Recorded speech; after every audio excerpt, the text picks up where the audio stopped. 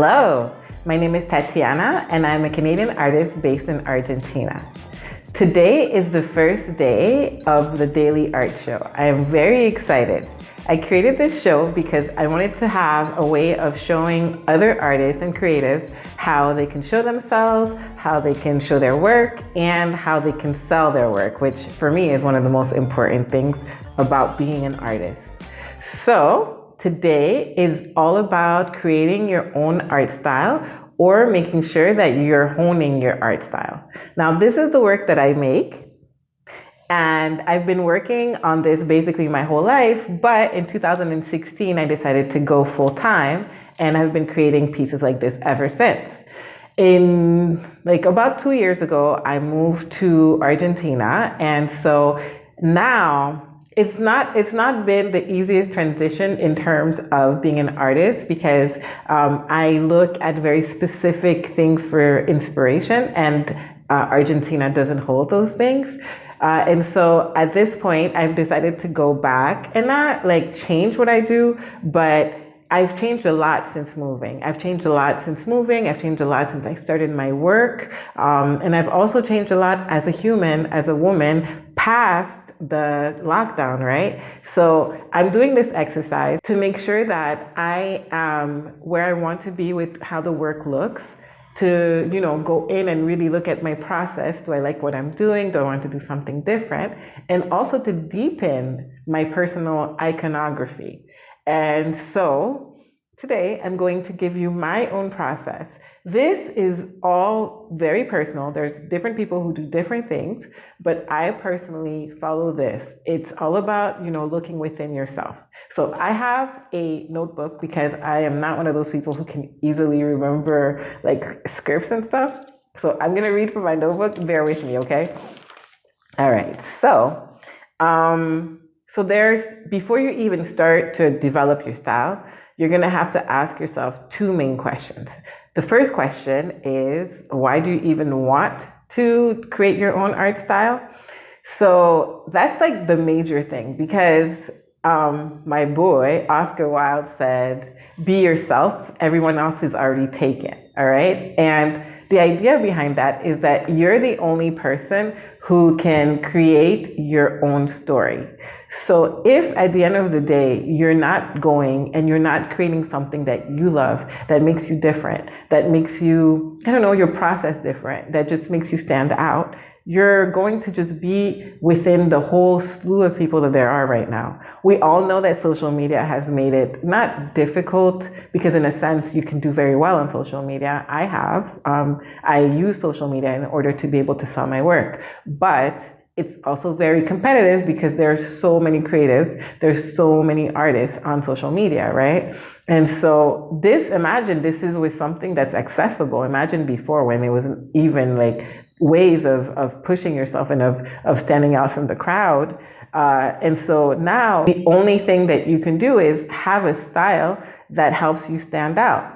I'm not saying that, you have to be creating things that you don't like, because no. You have to make things that you love for sure, or that make you think, whatever it is in your process. But you do have to be different. Why would anybody buy something from you if it looks exactly like the person next to you? Those are the types of things that you have to think about. If you want to be an artist that's common and that sells their stuff in Walmart and is mass produced, that's for you, and that's awesome. But if you don't, then you do have to think, how do I make myself, my process, my outcome, whatever it is, be different? My story, whatever it is, be different than somebody else. So that's the first thing. The second thing is, why should anybody even care to buy your narrative, process, story, whatever it is, your art style? And personally, I don't care if, somebody else likes it. I'm not creating for other people. That being said, I absolutely care if somebody else likes it, because other people purchasing my work is what makes me continue my work. So in the actual creation process, I don't go and think, X, Y, and Z like this. And I have done it at some point where I was so into what my customers like, that I stopped liking my own work, because I would just kind of do like, well, the algorithm says that, this is selling or this is showing more, so I'm going to follow the algorithm and only do the work that, sells. Except that I didn't find that that worked for me, because I personally need to be able to create things that I love in order to give that to the world. And when I create from my heart, I create from, my soul, from my story. And so by looking at other people and what they like, I'm not able to do the best that I can do. Again, that being said, when you create something that is truthful, when you create something that is genuine, something that is your own, something that has your own story, your own process, your own art style in that sense, then the people who are going to come towards you are the people that you'll want, because they will be like, wow, you know what? I like this because it is the same as me. I identify to it. I am drawn to it because it reminds me of my story, or it reminds me of me, or it makes me feel good because we have something in common. And so that's why you should care in that sense, why people should even, like your stuff. But not to create only for people, because you want to be able to create for yourself, right? That's why we all became creatives. We want to create the things that we want to create. All right. So this is a process. It's 8 questions that I ask myself. And those questions I have to answer concretely with either sentences, images, books, things that make me think, and that over the time that I'm going to be developing and going back and, playing with what it is that I want to see as my art style, that I can go back and refer to. All right. So the basis of your personal exploration / how to get your art style. Number 1, why did you choose to become an artist? Number 2, what motivates, interests you at this time in your life?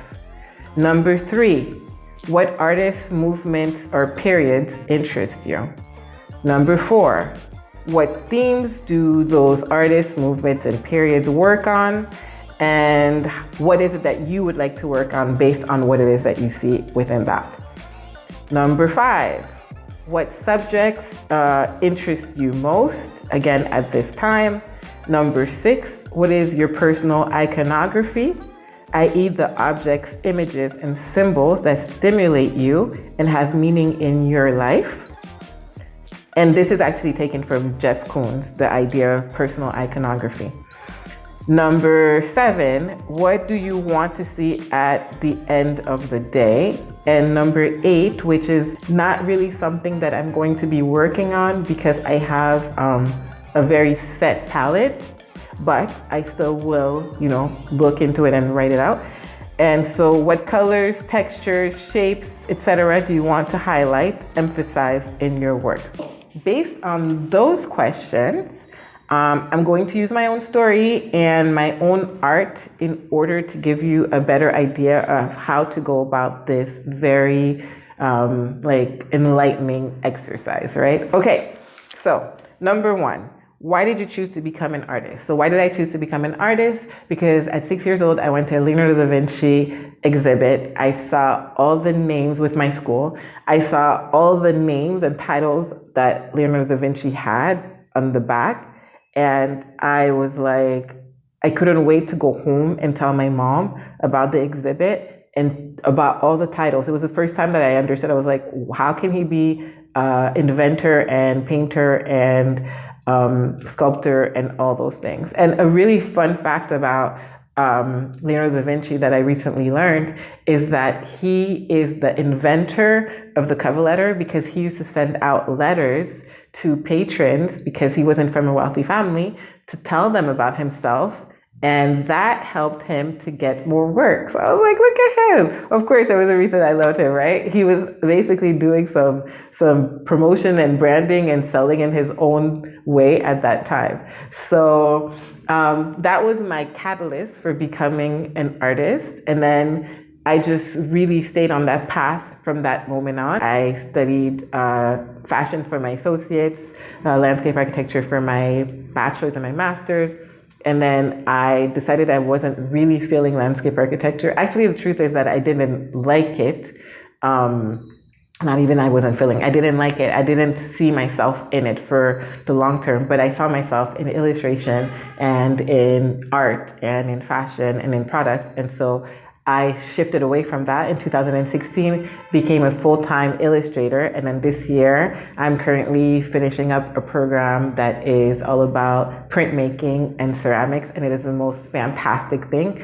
Art and design are not only my life, but my husband is also an artist.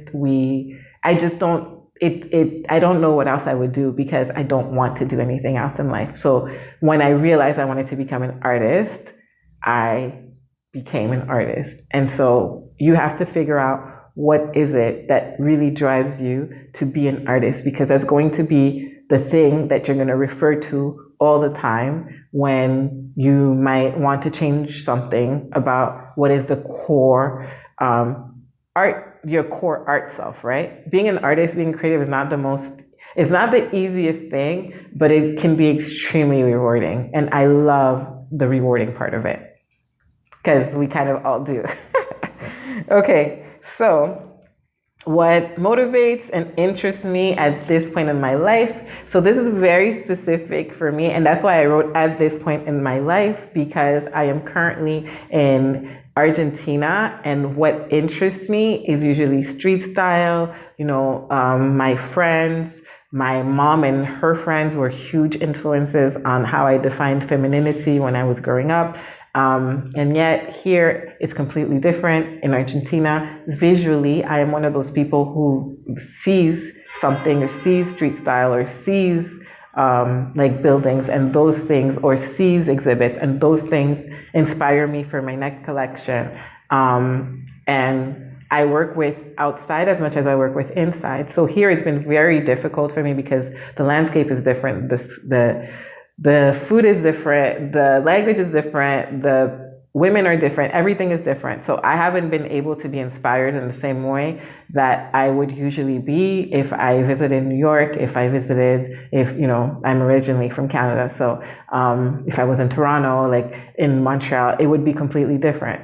And so that being said, I have to really dig within myself in order to create. And that has been very difficult. But at this point, what motivates, interests me the most is actually being able to tell my story and being able to create beautiful, feminine women who are strong, and through those women being able to basically just, express myself. It's very important for me as an artist who is, a Black woman, to create beautiful Black women and to leave that story behind, because historically we have not been portrayed beautifully, if we've been portrayed at all. And social media and these past 20 years have changed that drastically. You see so many amazing artists who are creating amazing work and are showing different people. And it's fantastic. And that is my thing. I want to be part of that. And so I create work based on that. And I create work based on my vision of womanhood. I will say a side note, and that is that it bothers me that I have to say specifically that I'm drawing Black women, because the people who draw white women are not saying I would like to draw white women, And so for me to have to say it annoys me, because I'm a Black woman, but I'm a woman. I don't want to define it when I'm being an artist, but that is the point where we're at. And with my art, I want to change that, right? Okay, so what artist movements periods interest me? I'm going to say a few names, but I'm going to say the one that motivates me the most. And there's Elsa Schiaparelli, there's Kate Spade, there's Philippe Starck. I love the 1960s. I love objects that were made in the 20th century. And so I go back often. I either go thrift shopping or I have a lot of those types of objects.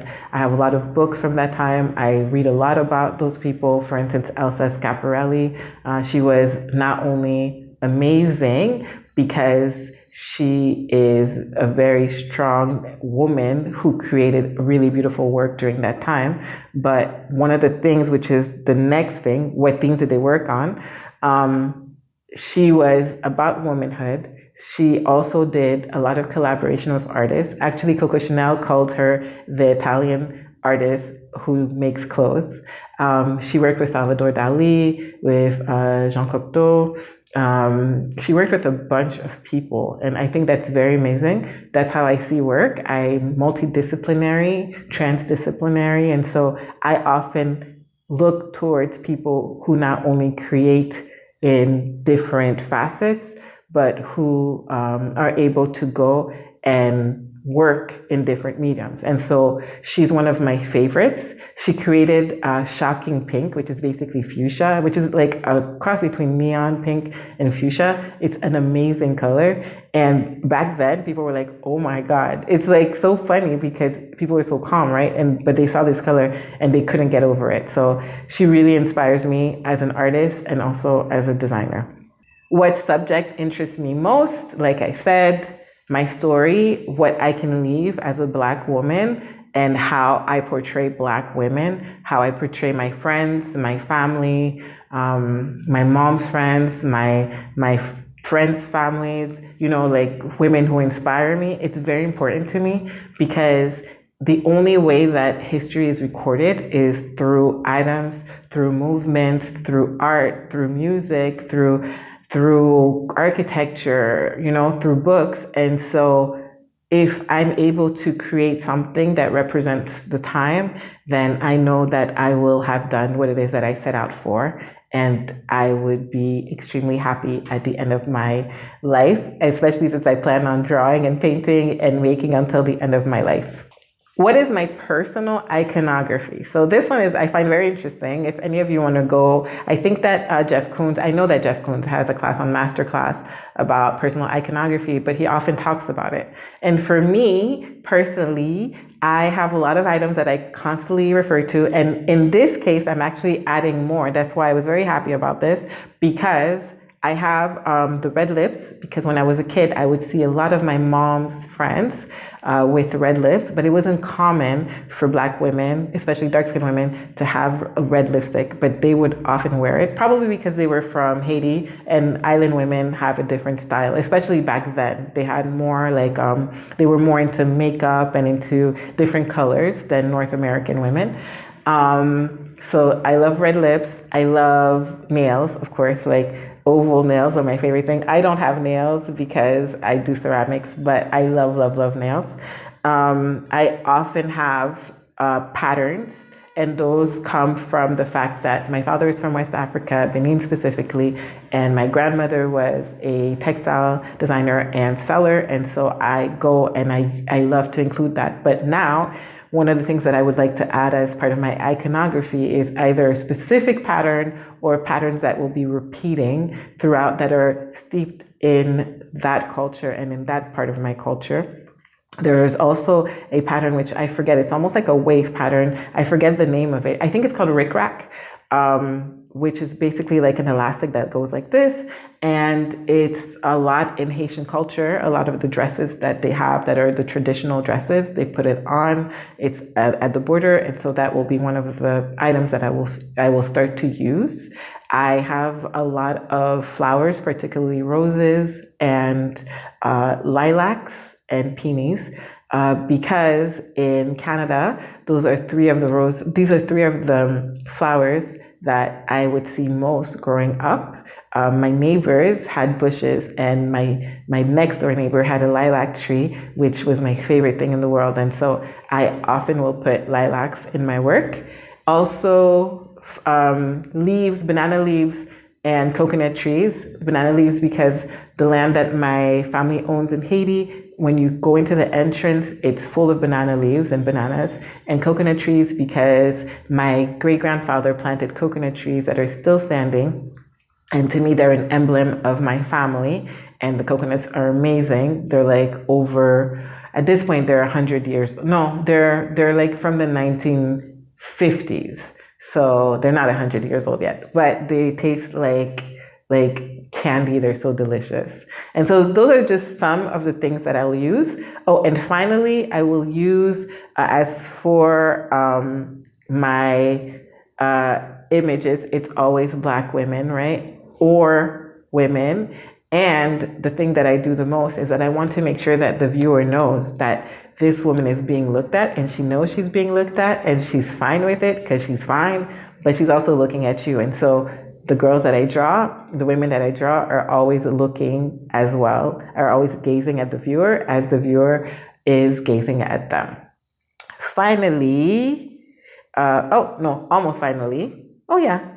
So what colors, textures, shapes do I want to highlight in my work? I already have a palette that I highlight. It's pink lilac, aqua, which is very specific to when I was growing up. That's the color of the tulle that people would have in their tutus. And I always thought it was so cute. And then also like My Little Pony was those colors. You know, it's the colors that they use for girls. And so when I was growing up, it was the colors that I would use the most, especially aqua. I thought it was like the most beautiful color. And so for me, those always remind me of my childhood. And so they're in my work. And when I use different colors, actually, I get sad. I started using browns when I moved here and I hated it. I was like, I like the girls, but I hate the palette, and I couldn't do it. So I just stopped and I went right back to my palette because it was not giving me the same energy that the other colors give me. And finally, what do I want to see at the end of the day with my work, with my style? I want to see strong women who are very aware of their sensuality, of their sexuality, of their femininity, and who own it, who love their bodies, who love themselves, who are very into, fashion and into expressing themselves through fashion, which is basically, I want to see me, I want to see my friends, I want to see all the women that I grew up with and who love jewelry. But that's on the surface, because at the end of the day, the women that I draw, I want them to not only empower me as I draw them, but to also empower the people who have it in their home, because I am one of those people who is not able to create something that I don't believe in. And so if I do, I don't sell it. I don't put it out in the world. And so the people who buy from me, I want them to believe in the work as well. And so that's my whole thing. At the end of the day, I want to create really beautiful women who are strong, who believe in themselves, and not in the sense of like strong Black women, more like in the strength that they believe in themselves, despite everything else that society tells you should not believe in yourself as a woman. You should not be into your sexuality. You should not be into, all the things that they tell you should not be into. I want to stand against that and be like, I want you to know who you are, to love who you are, and to be yourself. Just like what I thrive for myself and for the people that I love every day. Okay, so I'm gonna put some resources in the comments for you. And you can, if you have any other process that you use, please, I hope you enjoyed this. Please share with me if you did, if you didn't. I'm going to be doing more videos like this. I really enjoy talking, and I really enjoy talking about processes and about how to sell to artists and to creatives, because I think it is the most important thing for us to do, because being a starving artist is very much in the past. You don't have to be a starving artist. You can be a thriving artist. You can be an artist with an abundant life. And I really don't think that one has to do with another. Like, you can definitely 100% thrive as an artist. And so these are the types of videos that I want to make. I want us to all thrive together. This is the time of the artist, and I want artists to make sure that they're thriving as much as the people who are who are monetizing from us doing the work, right? So that's it. This was episode 1. I hope you like it. If you have any questions, if you have any comments, and like I said, if you have anything that you, any processes that you use, please put them in the comments. And I will see you in episode 2 and beyond. Thank you very much for watching, and I'll see you next time. Bye.